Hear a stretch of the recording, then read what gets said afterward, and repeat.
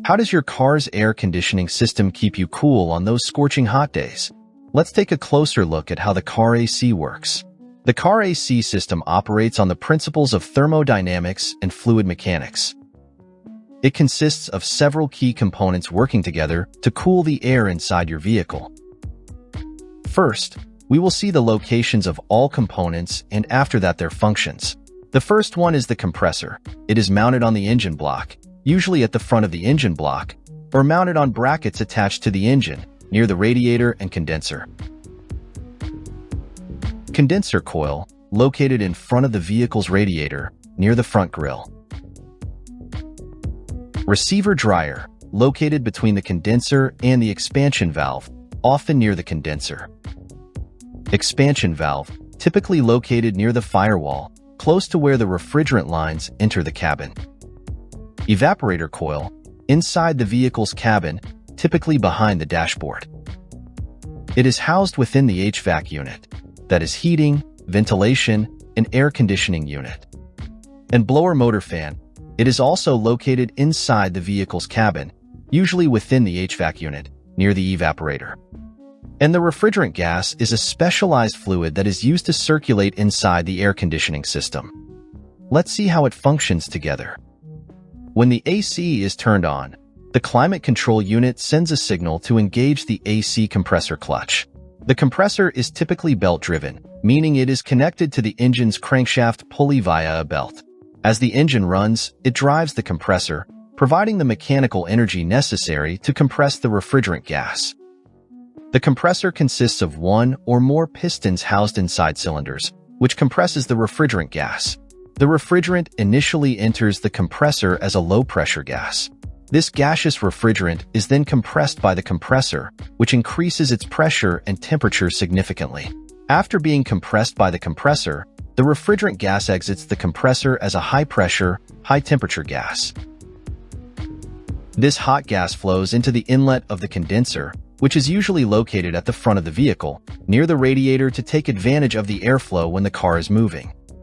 The condenser is made up of a series of tubes and fins that provide a large surface area for heat exchange. As the hot refrigerant gas from the compressor flows through the condenser coils, it releases heat to the surrounding air. The condenser fan and vehicle motion ensure that sufficient air passes over the condenser to dissipate heat effectively, enhancing the cooling process. As the refrigerant loses heat, it begins to change from a high-pressure gas to a high-pressure liquid. This is called phase change. This phase change occurs because the refrigerant's temperature drops below its condensation point as it releases heat. The cold refrigerant is now cycled back through the receiver dryer. The receiver dryer helps separate any remaining gas from the liquid refrigerant. The internal structure of the receiver dryer facilitates this separation, ensuring that only liquid refrigerant flows to the expansion valve. The filtered, moisture-free, and high-pressure liquid refrigerant exits the receiver dryer and flows towards the expansion valve. The expansion valve is a vital component in a car's air conditioning system, responsible for regulating the flow of refrigerant from the high-pressure side to the low-pressure side of the system. When the high-pressure liquid refrigerant passes through the expansion valve, it encounters a sudden drop in pressure. This pressure drop causes a further drop in temperature, leading to a partial phase change of the refrigerant from liquid to vapor. The refrigerant exits the expansion valve as a mixture of liquid and vapor and enters the evaporator. The evaporator is typically located inside the HVAC unit behind the dashboard, and it is typically made of aluminum or copper. These coils contain the refrigerant that absorbs heat from the air. Fins attached to the evaporator coils increase the surface area for improved heat transfer.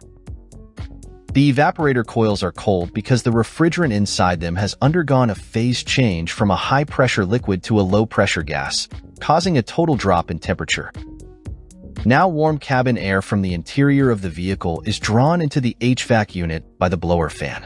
As the warm cabin air passes over the evaporator coils, the refrigerant inside the coils absorbs heat from the air and makes it cooler. Then now cooled air is blown out of the HVAC unit by the blower fan and circulated into the vehicle's cabin through the air vents. Air vents distribute the cooled air throughout the vehicle's cabin, providing a comfortable environment for the occupants. In addition to cooling the air, the evaporator also plays a role in dehumidifying it. As warm air passes over the cold evaporator coils, moisture in the air condenses on the coils, forming water droplets. These water droplets are collected and drained out of the vehicle, reducing the humidity level inside the cabin and improving comfort. It ensures a comfortable, cool, and pleasant environment for the vehicle's occupants. Now let's talk about the AC cabin air filter and the recycle button. These components play a crucial role in ensuring you have clean air and a comfortable environment inside your vehicle. Here's how it works. When the recycle button is off, the system draws fresh air from outside. This helps to ventilate the cabin and reduce stuffiness.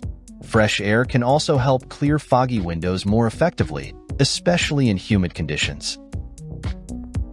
When the recycle button is activated, the car's HVAC system stops the flow of air from outside and recirculates the air already inside the cabin.